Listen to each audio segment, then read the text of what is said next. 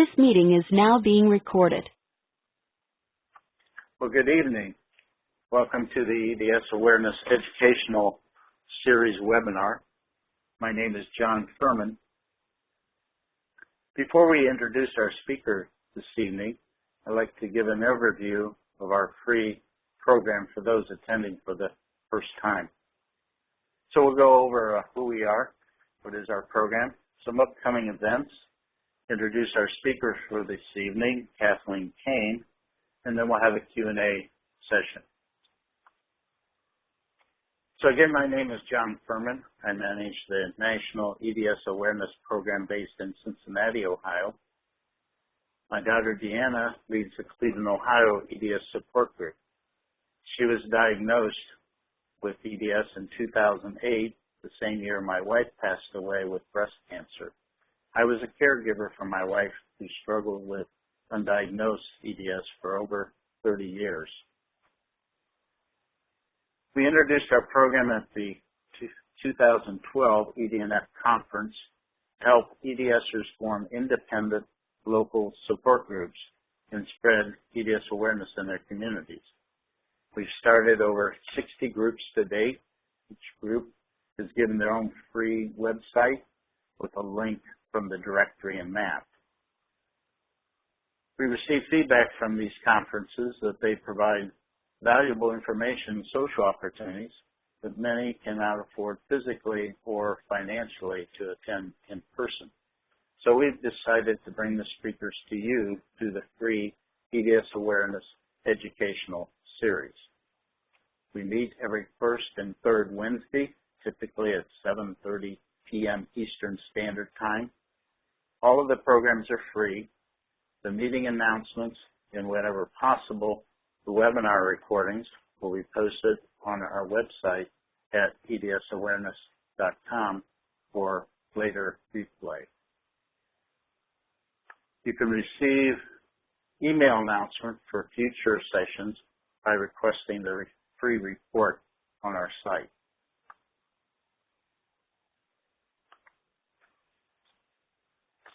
Tonight's presentation is sponsored by Body Support Store, where you'll find over 250 products selected by EDSers for EDSers. The store is the only funding for the program. It usually covers our monthly web fee. So please check it out, visit our store, and you'll find a number of helpful products that we sell. So just a general disclaimer, this presentation contains general information about EDS. Members of the EDS community voluntarily participate in this program. The information is not advice. If you are having medical problems now, please call 911. Always consult your doctor before making any changes to your medical treatment. Wanted to tell you about some upcoming events, and the next webinar is on October 15th, which is a Wednesday evening at 7:30 p.m. Eastern Time. Our presenter is Dr. Dar. She is the Medical Director of Genetics at Baylor College of Medicine in Houston, and her topic is Coordination of Care in Adults with EDS. And I wanted to let you know that the EDNF is also sponsoring a webinar coming up on October 9th at 8:30 p.m. Eastern Time. And the presenters are Dr. Peter Rowe and Dr. Satish Raj. And their topic is connecting the dots between EDS and POTS, or postural orthostatic tachycardia syndrome. We also had a presentation in the past by Dr. Rowe, and you can listen to that presentation by going to edsawareness.com and clicking on the webinars tab and looking in the past archives. And I just wanted to remind you that tonight's presentation will have an opportunity for Q&A. And you can add your questions at any time during the presentation by clicking the Q&A icon located at the top of your screen. After typing your questions, click the orange button to submit. Our speaker tonight is Kathleen Kane. She will discuss the Social Security disability application process and factors that EDSers should consider when filing for disability. Kathleen practices at the Spilling Law Offices in the Boston area. She graduated cum laude from Widener University School of Law while working full-time. She received her Bachelor of Science in Business Management from St. Joseph's University, and she is a member of the Massachusetts Academy of Trial Attorneys. So welcome, Kathleen. We're looking forward to your presentation, and I'm going to go ahead and turn over the microphone to you. Okay, thank you very much, John and Deanna. I'm just waiting to load my presentation. I have represented a number of people with connective tissue disorders, of course, including EDS, Marfan syndrome, Loeys-Dietz, Stickler syndrome, and Turner's syndrome. So I hope I can give some, pertinent information about getting through this process.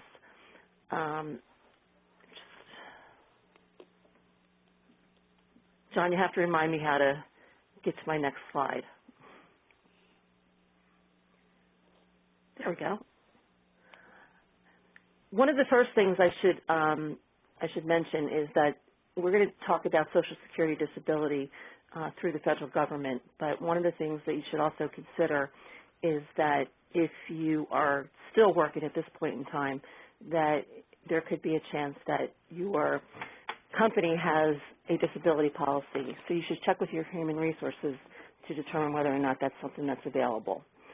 In terms of the Social Security system, there's basically two different programs that are available. Did you find the little arrow at the top, Kathleen, that goes to the right? It's in the upper left-hand corner. Okay, hang on. Let me...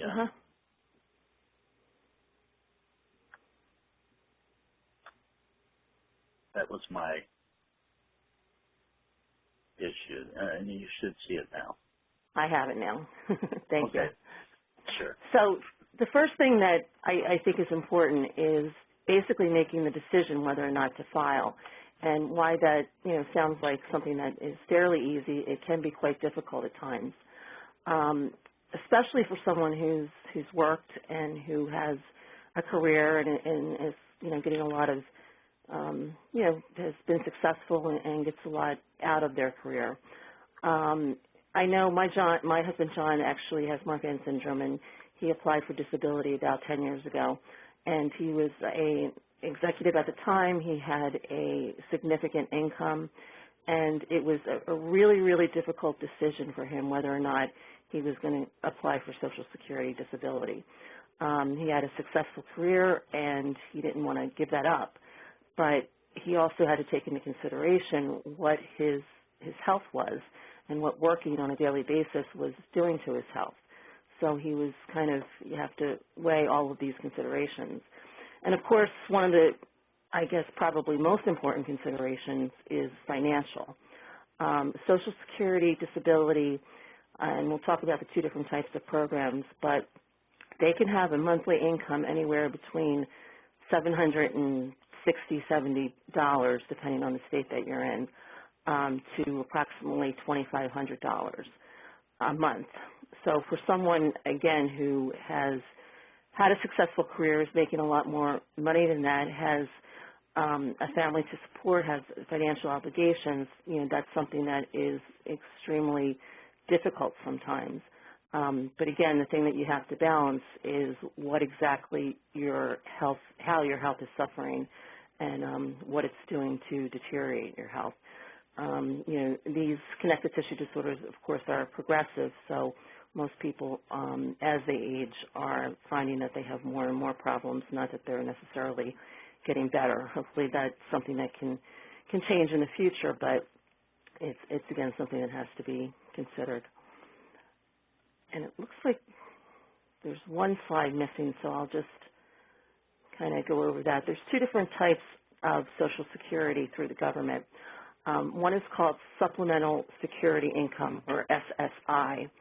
The other is called Social Security Disability Insurance. Now, basically, the definition as to whether or not you're disabled for both of these programs is the same. The difference is that SSI is for people who have not necessarily worked. It's also a program for children that are disabled. It is, however, based on your income and assets. So you have to have basically a low income and little or no assets in order to be eligible for SSI. SSDI is a program that is for people that have worked and that have put into the system. So basically when you get your paycheck and you have money that goes from your paycheck into Social Security, it's not only for your retirement Social Security, but also if you become disabled. So this does not have any bearing on what your income or assets are. It's just how long you've worked, how much you made, and what your work history is, whether or not you've had enough what they refer to as quarters in order to be eligible for SSDI. SSI is usually a low amount, again, somewhere between $750 and $800 a month, depending on the state that you live in, whereas SSDI is more than that and can go up to approximately $2,500.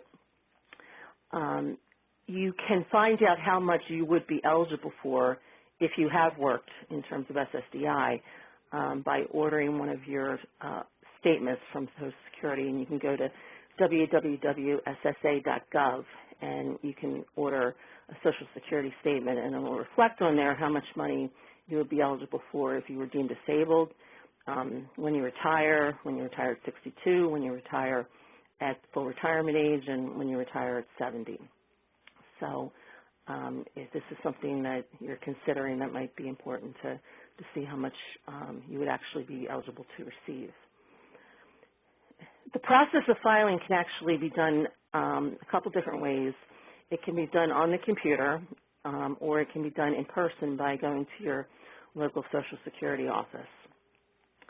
In terms of applying online, again, you go to ssa.gov, and there is a link to applying for disability. The questions that they're going to ask are going to pertain to your work history, first of all. They're going to want to know the last 15 years of where you've worked, what you did, and approximately how much money you were making for each of your jobs the last 15 years. Most importantly, they're going to want to know all of your medical information.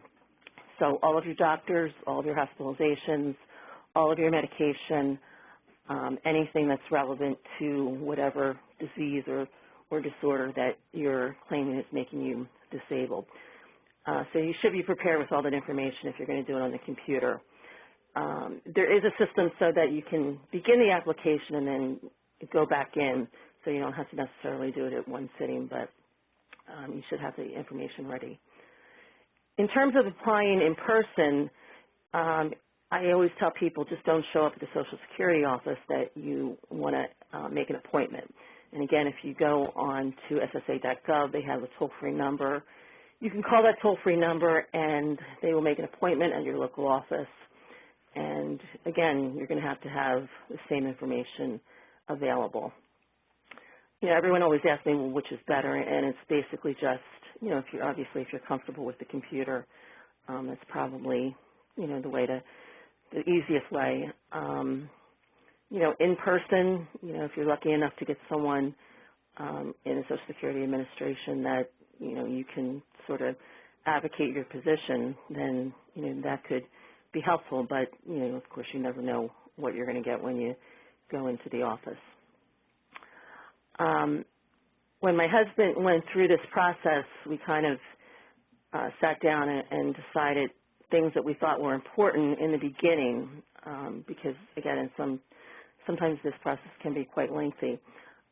So in order to, try to get an approval as quickly as possible, we came up with a list of things that we thought were important and that could help.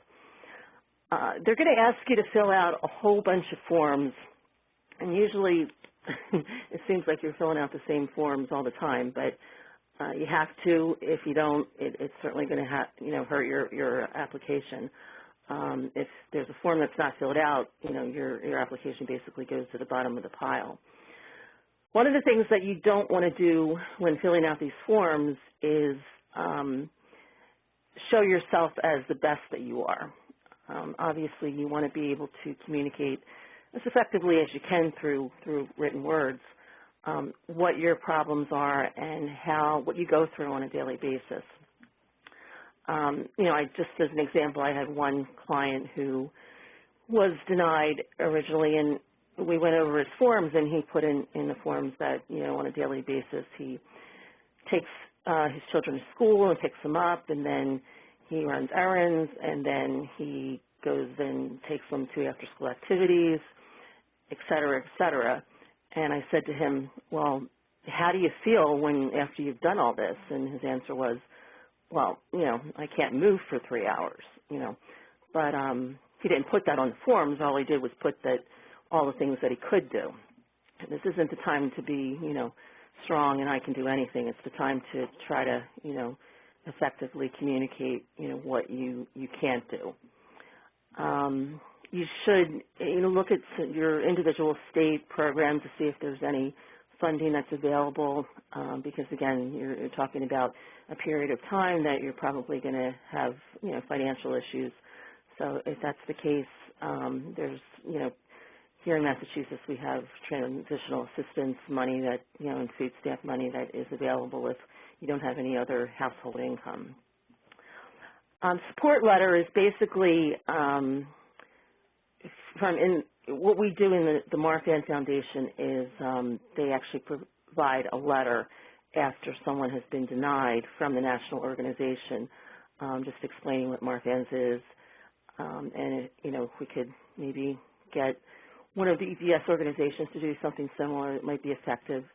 One of the things that is important is, and I think this gets into another one of the points here, is that EDS is still a rare disorder. Most people, and I'm sure everyone has come across this, if you say that you have EDS, they have no idea what you're talking about. So anything that you can do to educate the Social Security examiner is important. Okay, so a letter from an organization would be helpful. I always tell people to get some research off the internet or off one of the organization sites that explains what EDS is and submit that. It's very unlikely that someone in the Social Security Administration, especially at this first level, is going to take it on their own to actually do research as to what EDS is. So, be your own best advocate and, try to submit that, in the beginning.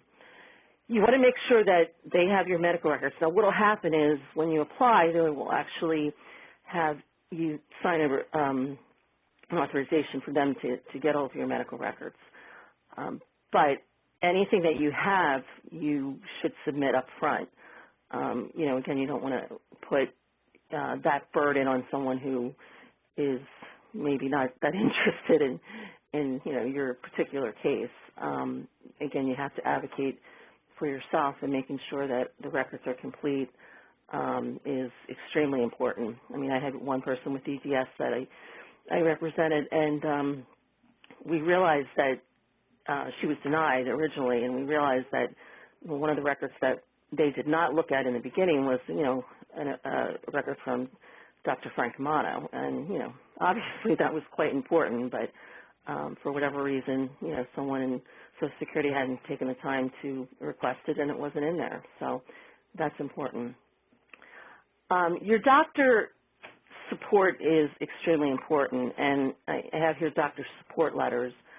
First of all, just aside from a letter, if you're going to go through this process, you really have to make sure that you have a doctor who's supportive, because if not, it's going to be more of an uphill battle than could be.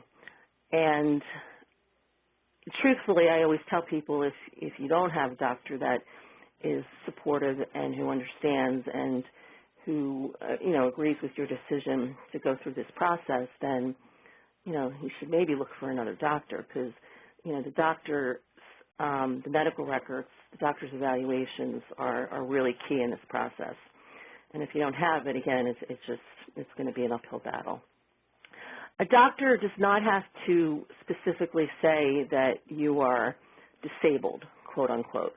As a matter of fact, the Social Security Administration's position is that it's not a doctor's purview or job to determine who is or who not is disabled. It is the job of the Social Security Administration. A lot of times people will say, well, my doctor put in a letter, a couple lines that, I'm disabled. And that's good and it can be helpful, but it could not be helpful in a lot of situations. What you want from your doctor is for him or her to be able to basically explain what your limitations are, okay? And I actually have forms that I use where it's kind of like a checklist of what he or she feels you can or can't do. And I always explain to doctors that, what you should do in filling out these forms is, take what subjectively your patient is telling you, and as long as, objectively, medically, you feel that it's consistent, then that's something that you have to reflect on the forms. Whichever way, your doctor's support is really key in all of this. And the last thing is, and I think this is important, a daily journal. And what I tell my clients to do is, basically just on a daily basis, write down how you did that day, how you slept the night before, what your pain level was, what your fatigue level was, what you were able to do or not do. Basically, I don't necessarily give this journal to the judge if it gets to the hearing point, but it allows you to be able to, again, express pretty specifically what exactly you go through and why you're not able to work on a daily basis. And truthfully, I know that my husband finds it's important with the daily journal just in terms of his overall, medical history. He can kind of determine what days are good and what days are bad, and if there's something that affects a certain day. Does travel affect? Does food affect? So this can be pretty important, but it definitely helps if you get to the hearing stage because you have something to be able to sort of say, reflect on and be able to testify to what you go through and what limitations you have every day of your life. So basically at the first level that we're talking about now, I have here early approval is possible. What the Social Security regulations have is what they call a listing of impairments. Okay, so these are diseases or disorders that if you fit into their definition of the disease or disorder, then you're probably going to be automatically approved. Okay. EDS is not in the listing of disorders. Okay, and there's a lot of rare disorders that are not in there. All right, unfortunately, Marfan's actually is in the listing of disorders, but only very, very generally, and most of the time, it's not really effective with helping people with Marfan's get approved up front or at the first level. Just to give you very, very generalized statistics, and they change every year, but they basically, it's something like 25% of people are approved at this first stage. And usually it's those people that fit directly into that listing of impairments. When you go to the reconsideration phase, which we'll talk about next, it's like 10 to 15%. And at the hearing level, unfortunately, it used to be something like 70%. Now it's more like 50%. It's gotten a lot tougher, and we can talk a little bit about that later. So all is not lost if you are not in the listing of impairments. If you're not in the listing of impairments, then the Social Security Administration looks at what they refer to as your residual functional capacity. And, I have the definition from Social Security there on my slide. And basically, they're supposed to look at all of your limitations, okay, and again, both physical and mental, and decide whether or not, with all of those things, that you could work and have substantial gainful employment. And when I say work, that's basically working, 40 hours, 5 days a week, okay. A lot of people always ask me, well, can I work when I'm applying for Social Security? You can work a little bit. You can't make more than $1,000 a month, or else you're not going to be deemed to be disabled in that particular month. $1,000 over, that's sort of like the cutoff. So you can do part-time work, and I've certainly had clients that have had part-time work that were then also approved for Social Security disability. But again, it's not a lot.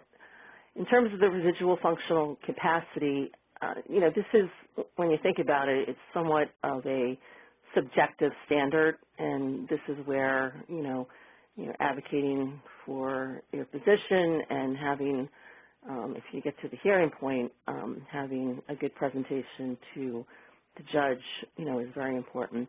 The other thing is you want to include everything that you suffer from. So, a lot of people originally just might say, well, I have EDS, which is fine, but, if you have someone who is not going to do the research to see what EDS means, then that's not going to mean very much. So you want to specifically go through each and everything that you suffer from. So I have EDS. I also have POTS. Always include any kind of, mental disorders that you have. Let's face it, most people that have chronic pain also, suffer from depression at times, anxiety. So those things can be important as well. So you want to include everything, not just what you consider, your main disorder is. So basically, there's a couple different stages getting through the Social Security process. We talked about the first stage, where basically you apply online or in person. You usually will get an answer within 3 to 4 months as to whether or not you're improved. If you have been denied, you go to what we call the reconsideration phase. And reconsideration is basically just another level in the Social Security department looking at your case and deciding whether or not the first decision was correct. Again, not very many people are necessarily approved at reconsideration. After that, and it's probably another 3 months until you get that decision, reconsideration decision. If you're denied, then you have to appeal and ask for a hearing in front of an administrative law judge. This is the most important, I believe, part of the process. You're actually going to be in front of a judge, and we'll talk about the hearing a little later, but this is where you can win your case. So it's very important. If you are denied at the hearing, they have what they refer to as an appeals counsel. The appeals counsel, people usually are not successful at appeals. They're looking to the judge at the hearing level to make decisions concerning credibility and factual decisions. So the appeals counsel is probably only going to overturn or remand your case if there is a significant legal issue that the hearing judge was wrong about. I mean, it is possible, to have your case at the appeals level remanded for another hearing. But again, like with most appeal situations in our court system, it's not always successful. If you're denied by the appeals counsel, you can actually then go into a United States District Court and eventually take it up to the Supreme Court of the United States. Again, when you're in federal court, you're talking about a significant legal issue that has to be apparent, or else you're probably not going to be successful at any of those levels. If you are denied at the hearing stage, you can also begin again the whole process and apply again if you decide not to go to the appeals counsel. And, depending on the judge's decision and his opinion, that's sometimes, what I suggest to a client. So the administrative hearings, again, they're in front of a judge. They are not what we refer to as adversarial, so it's not like what you see on television. There's no cross-examination. The judge is supposed to be trying to get information from you as opposed to, again, being adversarial in any way. With that being said, some judges are still adversarial. It's extremely important that you're prepared. Okay, you have to have all of your medical records. Nowadays, if you have a lawyer, you can actually get your Social Security file electronically through the Social Security Administration, so you can make sure that everything's there. If you're representing yourself, they'll send you a CD with all of your medical records and all the other documents, so you can make sure that everything is there that you feel is important. You are allowed to have witnesses. Again, whether or not that's appropriate, sometimes I feel it is, sometimes I feel it isn't. If you have someone who is, able to communicate effectively about their condition and about what they go through, then, witnesses probably aren't important. However, if you're not able to, then, a witness is important. When I say witness, I'm usually a family member, a spouse, a friend.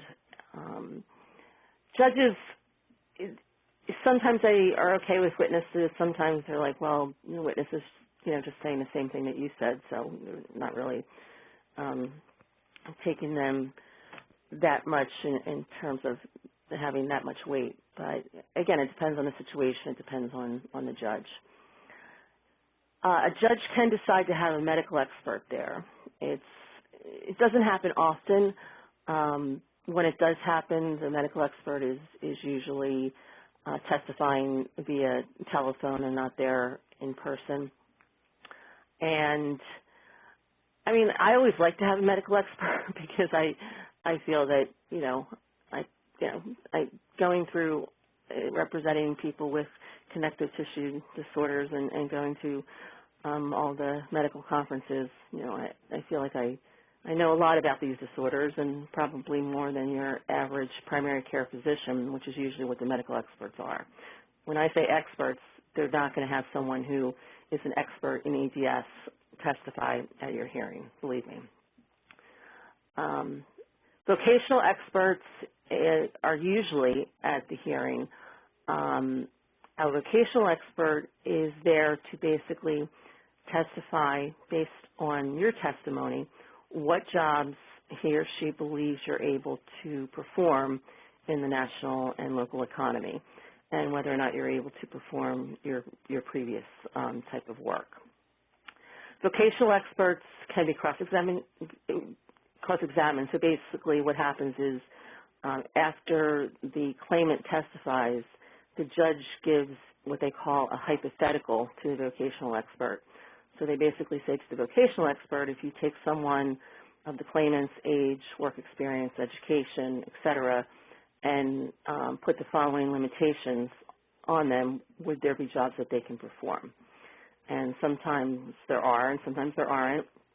And, again, you can cross-examine the vocational expert as to, what they're, and again, it usually happens when you have an attorney. But that can be important because if a vocational expert says that there are no jobs that you can perform, then you're going to be approved for benefits. So the administrative hearing is very important. And by the way, it's usually in a very small room. Again, the judge sits a little higher than the rest, but it's not a courtroom like you're used to. And it would only be the claimant, an attorney if he or she has one. The judge has a clerk who is basically making sure that the hearing is actually taped, audio taped. So they're making sure that the audio tape is coming through and everything's okay with that. And a vocational expert or a medical expert, if there is one in this particular hearing. There's no other outsiders allowed. So, in that way, it's somewhat informal. However, you are under oath. The judge is there to hear testimony, to receive evidence, and to judge your credibility. So an administrative hearing can be very important. If you decide to hire a lawyer, the Social Security Administration actually has regulations in terms of how a lawyer can be compensated. And basically, they would get 25% of your retroactive payments, maximum of $6,000. What I mean by retroactive payments is that one of the determinations that the administrative law judge is going to make, or wherever in the process you're approved, one of the determinations is when you were deemed disabled. And sometimes that's an easy issue. It could be the day after you stopped working. So the date that you're deemed disabled, you're basically going to be eligible for benefits from that date until you're approved, okay? And, minus 5 months in the beginning for, again, just for different regulatory reasons. So you could be eligible for quite a bit of retroactive payments. This process, can take long sometimes, and when I say long, years. At this point in time, we talked about 3 months originally for the first application, then another 3 months for the reconsideration, and then when you apply for a hearing in front of a judge, it could be a year or more. It depends on what part of the country you're in, and there's some parts of the country that are a year and a half, 2 years, okay? So you're talking about a pretty lengthy period of time, and if you're eventually approved for benefits, then you would get all of those retroactive payments. And again, the attorney would be responsible or would be compensated by receiving 25% of the retroactive payments. And that's contingent, so if you're not successful, then the attorney doesn't get anything. And again, it kind of makes sense because, most people, if they're going through this, don't have the funds to pay a lawyer hourly or upfront to take on a case. And if a lawyer tries to charge you any other way, then they're not correct. In terms of hiring a lawyer, I always tell people, I don't think it's necessary upfront to hire a lawyer. Basically, when you first apply, the Social Security Administration is going to just gather all of your information. And, truthfully, a lawyer has very little opportunity to advocate or to do really anything on your behalf. I mean, obviously, if you want a good submission, up front, then, there's people that can help you with that. My husband, John, is a Social Security advocate, and he helps people for free at the first couple stages so that they won't have to pay a lawyer. And at the reconsideration, it's basically sort of the same thing, that you're probably not going to get much benefit from hiring a lawyer. The Social Security Administration employee that's working on your case will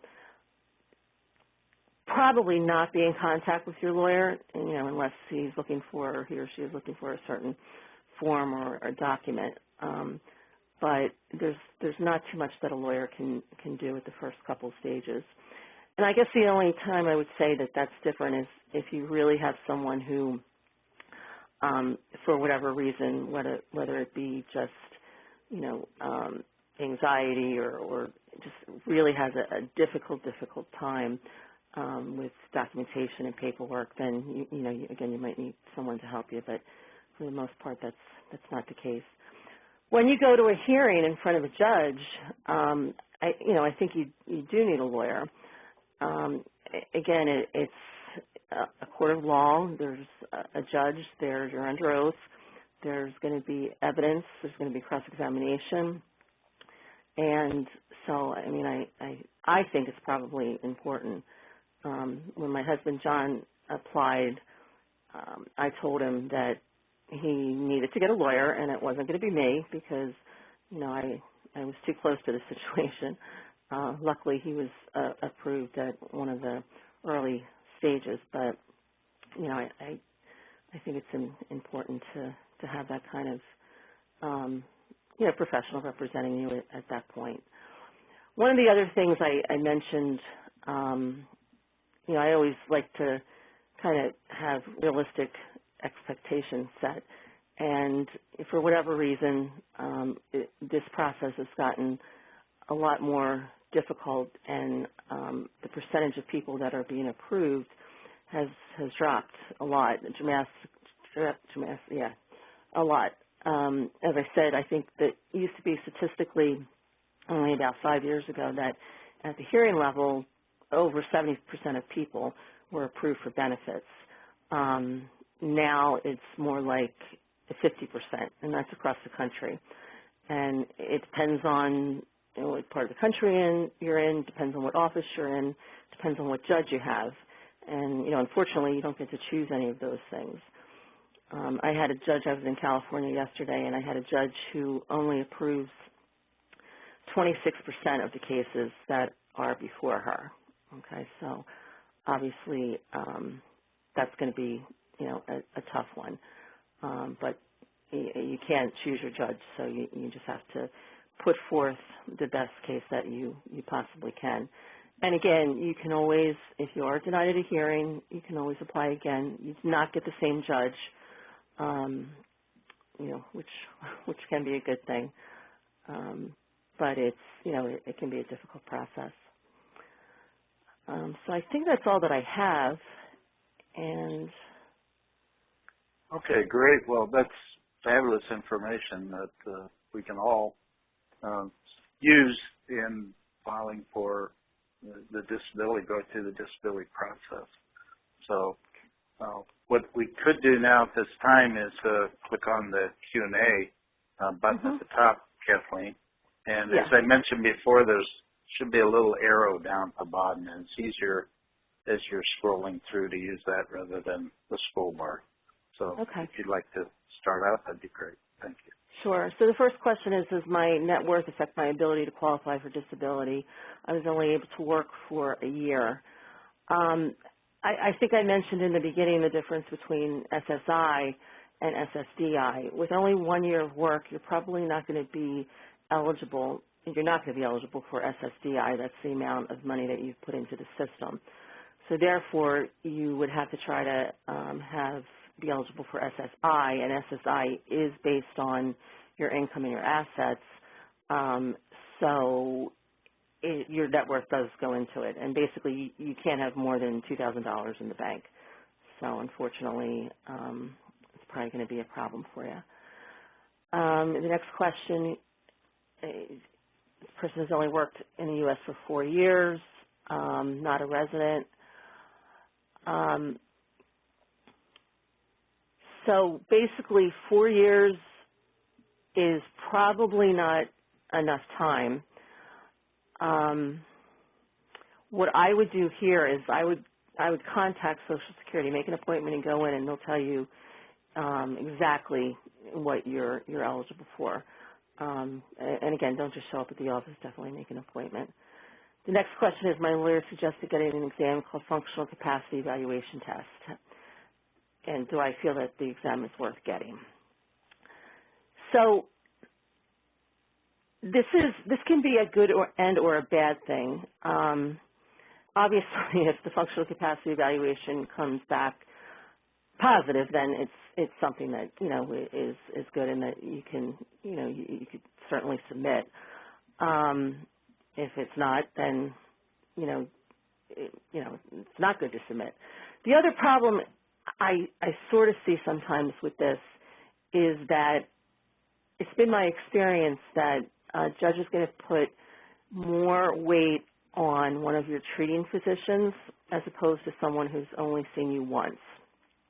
However, with all that being said, if your lawyer is suggesting this, he probably knows the particular office that your hearing is in, and I would certainly, weigh heavily on what his suggestion is.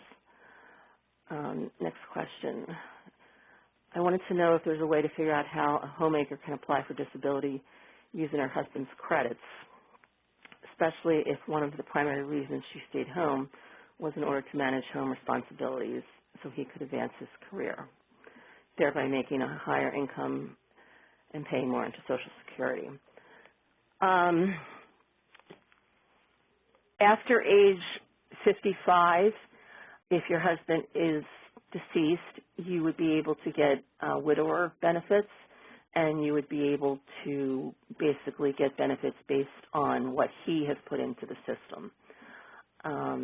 But other than that, no, there's not. If he's still alive, then there's not going to be a way to do that. And I'm assuming if he has a substantial income, then that your household income would basically not allow you to be eligible for SSI, because SSI, when I say income and asset-based, it's not you individually, it's the household income. Next question, can you still receive disability if you're only physically able to work part-time? Again, the standard is if you're making less than $1,000 a month, then the answer is yes, okay? But once you are over 1,000, then they're basically the regulations say that you have you're not disabled if you're making over 1,000 a month.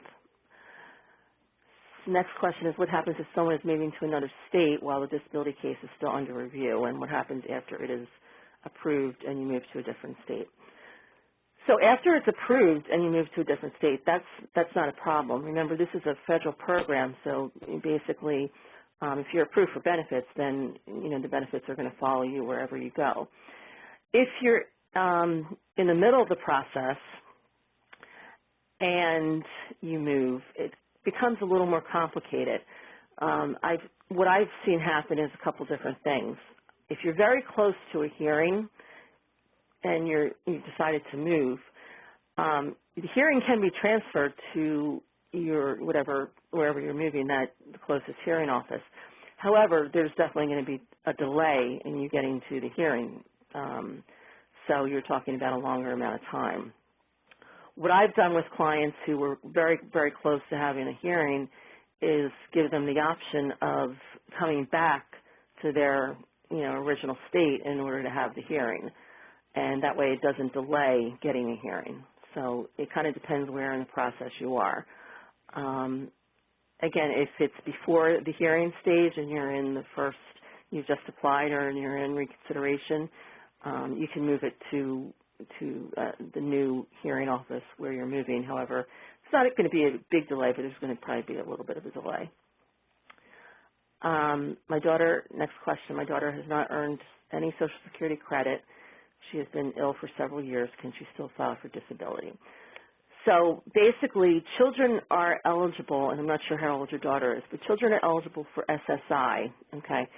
However, if they're under 18, what's going to happen is they're going to take into consideration the household income. So if the parents are working, chances are the child will not be monetarily eligible for SSI, even though they are disabled. Once a child turns 18, then it's not household income anymore, but it's what the child actually earns.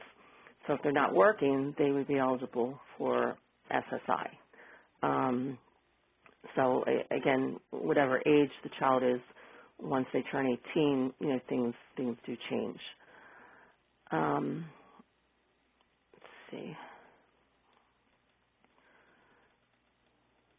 So next question, should we get letters from all doctors or just the ones who are supportive?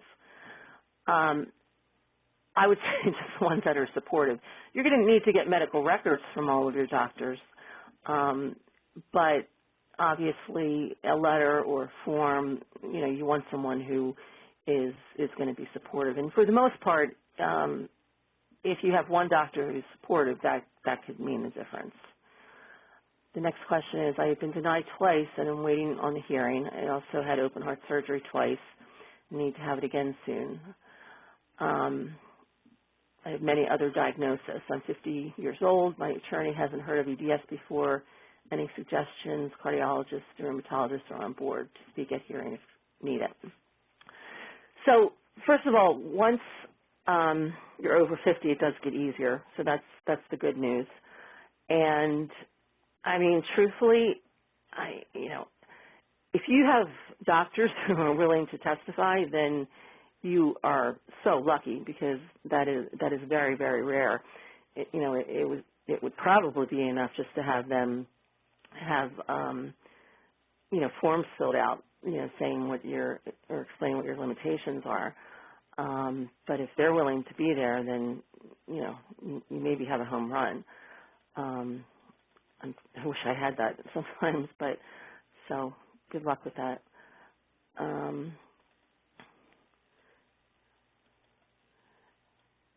Okay, so where can I get a list of approved conditions?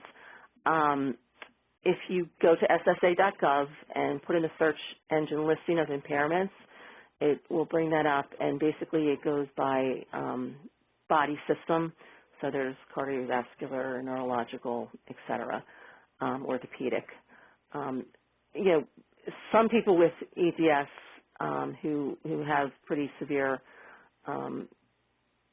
joint issues or hypermobility, they may fit into something in the orthopedic listing of impairments, but that's going to be, you'd have to look at it and, see what your doctor thinks. But it doesn't happen a lot. Okay. I have been on disability from a private policy since 1995 for loss of hearing. I was a court reporter. How does this affect applying for Social Security disability? Just realized in the last week that all the other physical problems in my life were due to EDS, and had no idea now that this is what I have. I have worked part-time. Hold on for one.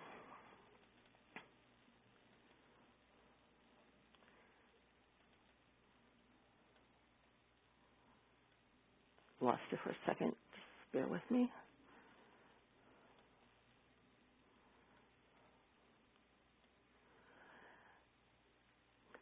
I've worked part-time, online at home, helping my brother's business, but it's around $1,000 a month, so probably qualifies as minimum. Social Security online says I can apply for Social Security. So basically, the problem you may have there is just that your work history was so long ago, so you might not have enough credits to be eligible for SSDI. Again, SSI, maybe not either if you have a private insurance policy. So again, I would probably take the time to make an appointment with Social Security, and they'll be able to look at your record and tell you specifically if you're eligible based on what you put into the system, and obviously how much you'd be eligible for. Next question. Can you find out what the psychiatrist or another doctor hired by the SSA said about you? Yes. Basically, just so everyone knows, sometimes Social Security will send you for what they refer to as a CE, or consultative examination. And this is a doctor who is hired by the Social Security Administration to evaluate you. Again, the key being hired by the Social Security Administration. They're supposed to be objective, but, that's questionable sometimes. Yes, your CE evaluation is part of your record, okay? So it should either be, if you have a lawyer and they have access to the online system, then you can get that way, or it should be on the CD that they sent you. I'm not sure exactly where in the process you are, but your CE, or consultative examination, is definitely part of your record, and you have the right to see that, and you should look at it if you have any questions. The next question, under the SSA list of impairments for musculoskeletal and dysfunction of a joint, could instability of the cranial-cervical junction and key area put in that category? Yes, and I have seen that. Again, if you could get a doctor to say that you meet the listing based on the exact wording of the listing, then that would obviously, be helpful, because you have to try to sometimes spoon feed the Social Security examiners the information that they need to approve you. The next question is, as far as doctor support letters, I have had doctors for all the problems individually, knees, eyes, ears, neck, etc. But no one doctor says as a whole that this is EDS. I have a rheumatologist scheduled appointment in a week, so hoping that that can be that person. Any words of advice on how to address with him when I meet him? So I guess the key is going to be if he's familiar with EDS, and obviously some rheumatologists are and others aren't. One of the things that I always tell people is, especially in this process, don't be so concerned about a diagnosis. I mean, it can be important, and sometimes it's important just for yourself to know. But this whole procedure and process and what the Social Security Administration is looking at is all about what your limitations are, whether they be physical or mental. So you need to have doctors say that, for instance, because of your knees, you can only stand so long. Because of your eyes, you can only be on the computer for so long. Because of your ears, you couldn't be a receptionist, or you couldn't, you couldn't be on the telephone for that long, et cetera, et cetera. Okay, so that's what's basic. That's the key. That's what's going to get you eligible, because they're basically saying what the evaluation is how long can I sit, how long can I stand, how long can I keyboard, how long can I manipulate machinery, and if those things are somehow impacted by whatever disease or disorder that you have, then there's not going to be jobs that you can do. And that's really where the key is. It's not having a firm diagnosis. But obviously, if your rheumatologist is familiar with EDS and can make that determination, then that's terrific.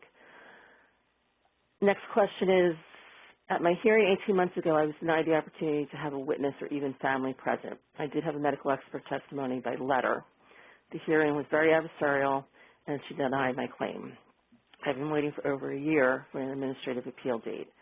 How can I best advocate myself at this stage? You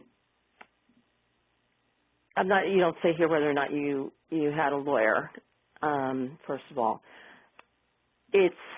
If you were denied the opportunity to have witnesses, that could be problematic as far as the Appeals Council is concerned. Don't get me wrong, there's judges that will make it very, very clear that they are not interested in having a witness, but having a right of denial could be problematic. The judge does not have to accommodate you by having a family member present. Most do, but that's not something that is going to be a problem with the Appeals Council. And again, the hearing should not be adversarial in any way, but there are judges that are extremely adversarial. And if it's apparent on the tape, then the Appeals Council could certainly remand the case. In terms of how you can best advocate yourself at the Appeals Council, the only thing you can really do is make sure that if there's any new information, that they have it, and if you have a lawyer, I'm sure that they've submitted some sort of statement or memo concerning what they thought was wrong at the hearing, and if not, then you could take it upon yourself to do something and just put down in writing and send it to the Appeals Council what you feel was important. And, hopefully, remember the Appeals Council, you're not going to get any kind of, you're not going to have a hearing in front of the Appeals Council. What they're going to do is basically just remand it to the judge, which, by the way, you already had, who denied you. But depending on what the Appeals Council says, they can, you could certainly have it overturned at that point. And then, P.S., I have an attorney and have paid them already. I didn't see that part. Stacy. Yeah, I'm not sure why that happened, but that shouldn't have happened. Again, the regulations basically say that they should be paid out of your benefits when you're approved and your retroactive benefits. Next question, I have an additional disease, an autoimmune called Sjögren's. Does the rheumatologist need to use the term, or can she just say dry mouth and dry eyes? She is supportive and said she would fill out any paperwork needed. She doesn't necessarily need to use the term. Again, it's all about what your symptoms are, what your limitations are, and why they cause you not to be able to work. So that's fine, and it's good that she's supportive. The next question, if you were self-employed and there's not an exact date of when you stopped working because you started lowering your tasks, but your taxes showed you did not end up getting income, can you change the date you said you stopped working? So basically what they're going to look at, the Social Security Administration, is when your income stopped. But if you were self-employed, I'm just wondering, were you taking out Social Security? But their thing is, when was the last quarter that you actually had reported income? The next question is, are your chances better of being approved if you have a lawyer file? And I think I addressed that. I don't think it's important in the beginning. I think once you go to a hearing, it can be very important. But when you're first filing, as long as you're very conscious of getting all the information, and I provided a checklist at the beginning of other things that might be helpful. It's not really necessary to have a lawyer, but the hearing, I believe it is. If a young adult is filing for SSI, would childhood medical history records be relevant? They could be. Again, it depends on how old the young adult is. And, but I would say, I usually like to, go back a few years with medical records. And then if there was something that was extremely significant, you might want to get those records. But it's not like you have to go back through their whole childhood. That's certainly not necessary. And as you probably realize, with medical records, they usually will repeat whatever diagnosis or surgeries or medical treatment that you've had. So even the recent ones would reflect things that happened in the past. Next question is, I'm applying for my 17-year-old daughter. She has EDS, POTS, gastroparesis, abdominal migraines. If she doesn't get approved before turning 18, how does that work then? Because she will be an adult. Do we have to start the process over? So let's see, she's 17.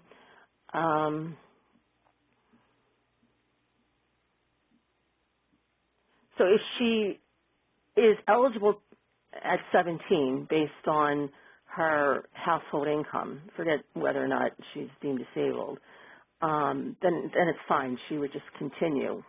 If she's not eligible at 17 because of her household income, her parents' income, then at 18 she would be because she's an adult, and it just goes to her individual income. The next question, is there a time period you have to fill out the forms? Not particularly. I've had the forms submitted to the judge, the day before the hearing. So, on the other hand, you want them to be somewhat recent. So, for instance, I usually wait a couple months after applying for a hearing to get a form filled out. That way, it's close enough to when the hearing's going to be to still be relevant. But there's actually no set time when they have to be filed. You said that you can't work while applying for disability.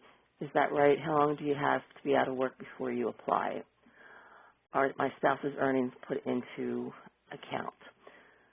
So basically, you can work, but you have to be making less than $1,000. So if you're making more than $1,000, then you're not going to be deemed disabled. In terms of how long you have to wait before you're out of work to apply, you can apply the next day. Okay, so if you stop working on Tuesday, you can go into the office on Wednesday and apply.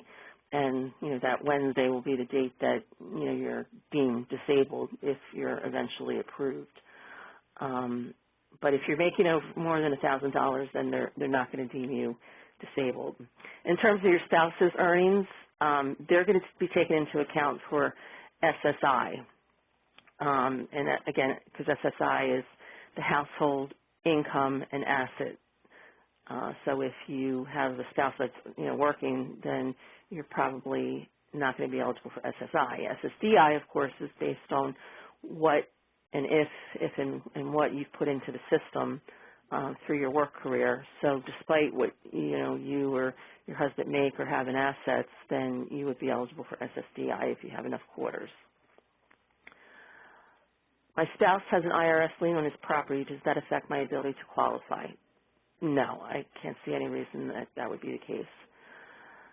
The next question, I actually filed for disability 2 days ago while I was at the Social Security office for a family member. I was lucky enough to have visit summaries from several of my docs. Should I take the caseworker summaries from the rest of my docs? I see 8 different physicians. To have visit summaries.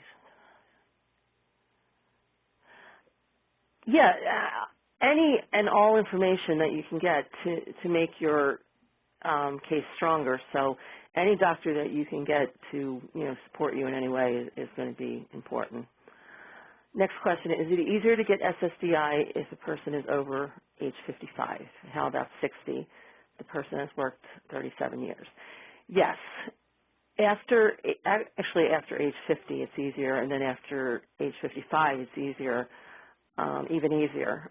And 60, you're 2 years to Social Security retirement, so they're probably going to approve you. But yes, after 50 it's easier, and after 55 it's even easier. I've applied it and I'm waiting for my decision. I really can't work at this time. Dizzy constantly with POTS. Do you know if New York has the transitional income that you mentioned, and how do you apply? I would assume that New York State would have something. I don't know for sure offhand, but I would think that they had some sort of transitional income program. I would get on the internet, and usually it's county-based. So, go to your county and, look up something, just Google transitional income. And if I had to guess, I would think that they certainly have something like that. Does veteran status affect SSDI in any way? The only way that it affects it is if you receive a veteran's disability income. Depending on what type it is, then there can be some sort of offset once you're approved for SSDI. And it's somewhat complicated, but other than that, the veteran status would not affect it. Next question. In the first stage, I was pending a small fiber polyneuropathy diagnosis, and since I've been diagnosed with it and sent paperwork in, I'm now in the reconsideration phase with having done one of the acceptable disorders. With now having one of the acceptable disorders, that will make it easier to get on SSDI. I don't know offhand if that's one of the acceptable disorders. If, again, you go to a SSA.gov and do listing of impairments, and you'll be able to go through that and see. I don't know offhand. Next question, I have letters to my daughter's school from her doctor stating what is wrong with her and that she will miss school and the accommodations the school needs to give her. Are those letters from the doctors good enough to include in the paperwork? Absolutely. With a child, anything about schooling, missing time, being late, and the accommodations can be extremely important. And as a matter of fact, the judges will ask questions about that. So any documents that you have regarding that are extremely important. Next question, I've been approved for long-term disability through my private insurance disability policy, one I paid on my own. Does this help at all with SSA disability approval process? What Disability or Social Security Administration will say is no, that their regulations are their regulations. In my experience, I will tell you that sometimes long-term disability policies, in terms of getting an approval, can be pretty difficult. So I think not in a legal way, but maybe in a sort of, oh, okay, she got the long-term disability way, that it could be important. If you qualify for SSA at the time of application and the process drags on for years, must you only have income under $1,000 during the entire process? Yes. Well, yes. Technically, if you had 1 month where you made over $1,000, they could disqualify you for that month. But the reality of it is, if you're even if it's a couple months that you're able to make $1,000, then that's going to probably say to the judge that you can work and you're not disabled, unfortunately. What about info from therapists, physical therapists, et cetera? And if you spend a significant number of hours per week at therapy due to surgeries and or managing conditions, could this be listed as limitations as you are not a reliable employee? Absolutely. I mean, one of the things that is a question that I always ask the vocational experts is if a person is misses 3 days a month, sometimes I use 4 days a month, would they be able to find employment in, competitive employment? And the answer is no. Okay, so if you can establish that, remember, we're talking the standard here is working 40 hours a week, 5 days a week for the most part. So if you can establish that for whatever reason you're going to miss 4 days a month, then the vocational expert is going to have to say that you can't find competitive employment. Of course, you have to make sure that the judge believes that. But if you have any kind of documentations that you can provide, then that's absolutely important. Next question. Could a judge decide to approve disability as of a different date than the date you submitted based on hearing results? Yes. So basically what happens is when you apply, you're going to have a date where you say that you were deemed disabled.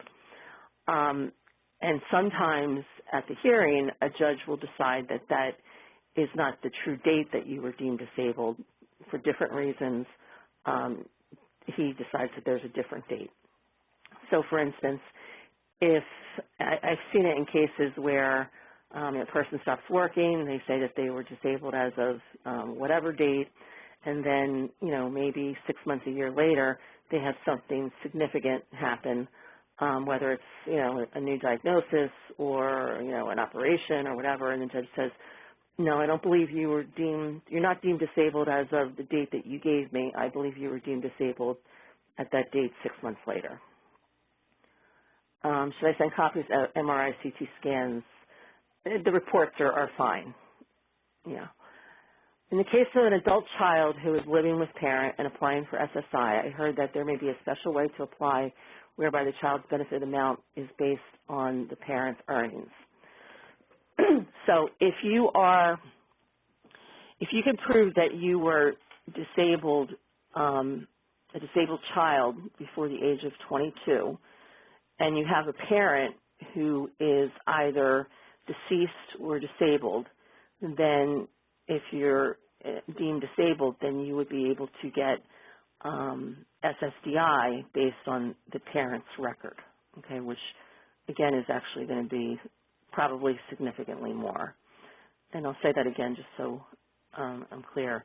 If you can prove that you were a disabled child, you were disabled before 22, and you have a parent who is either disabled, him or herself, or deceased, then you can actually get benefits off of their record, which is going to be probably significantly more. Next question. I know that I put in my 40 credits years ago for Social Security, but stopped working in 1995 when I went on to my private disability policy. Your answer a few minutes ago was to check with SS to see if I had enough credits. Assuming it's valid, would Social Security go back retroactively to when I left my career as a court reporter? I'm currently making a little more than $1,000 a month. If it's $1,200 a month, that would be considered not disabled. If I went down to $1,000 a month, that suddenly make me eligible to apply. So, to answer your first question, I mean, technically they would go back to when you were, if they felt that you were disabled as of when you stopped working, then they would go back there. I haven't seen that too many times in that long of a period of time, but it is possible. Yeah, I think I read your last question incorrectly. I believe if you're making $1,000 a month on your private disability policy, then that's okay. That's not earned income. So the $1,000 is money from working that you have to have, so you should be okay there. Would data of issued permanent disability place cards be accepted as a disabled date? No, not necessarily. However, what I usually do is if a person has a permanent disability place card, then, you know, I'll put that in as evidence. And the other thing is, I'm assuming that if you have one, then a doctor had to sign off on it, which, if that's the case, he should be able to be cooperative in terms of any kind of forms or information that needs to be submitted to Social Security. If your report does not show the correct info because the radiology did not recognize issues like Chiari, et cetera, would a letter from a doctor be better than the actual report from the imaging? Yes, absolutely. If your doctor disputes the radiological report, then, you know, absolutely provide what the doctor says. I think that Social Security Administration is going to put more weight on what your treating doctor says than what a radiologist says, especially, you know, who's seen you one time.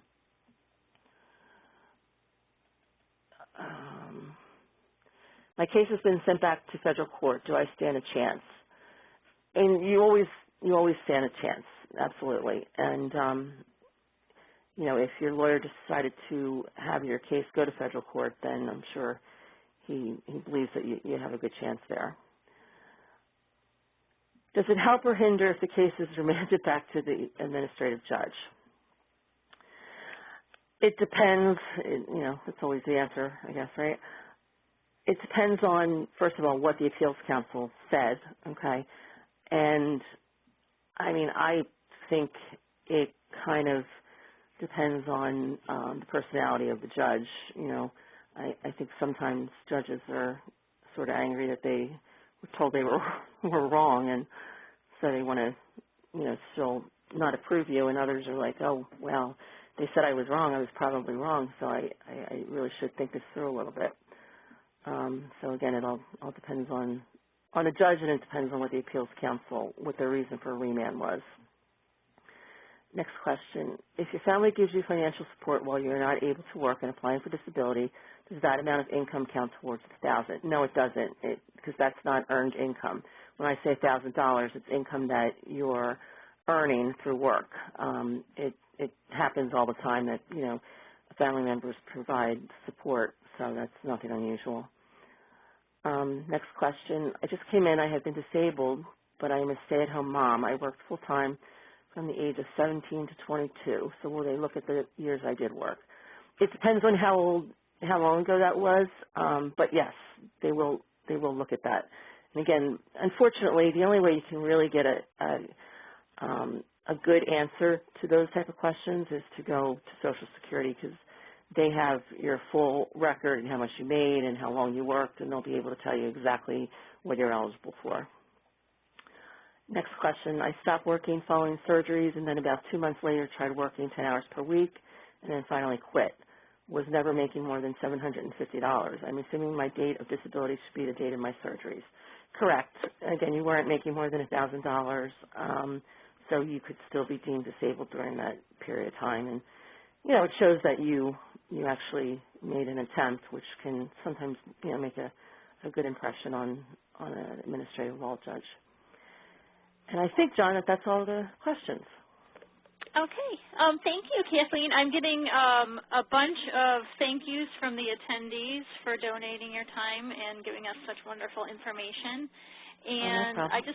I just want to remind everybody that Kathleen is available to take cases, and she's very familiar with connective tissue disorders, so you can look up her information at SpillaneLawOffices.com. It's SPILLANE lawoffices.com, and her email is Kane, Kane, at SpillaneLawOffices.com. And we'd like to thank everyone who attended. We had a little techie problem up front, but we had quite a good attendance. We had about 45 questions, and Kathleen was very efficient at getting through those and getting some very good answers. So again, Kathleen, thank you very much. Oh, thank you for having me. And just wanted to remind people that our next webinar will be on the 15th of October, Dr. Dar. So please dial in for that. Also, I'd like to remind people that our sponsor is bodysupportstore.com. So please go to our store and look at some of the products we have. So all of them were approved by EDSers for EDSers. So again, thank you all for attending, and we really appreciate you being here for our speaker and our speaker communicating such good information. The recording will be posted on our site tomorrow, as well as a PDF of the slides. So if you missed some of the presentation, you can play that back, or you can also forward that to other individuals who may have missed this session with valuable information. So again, thank you for your attendance, and we'll call it a night. So good evening. Thank you. Good night. Good night.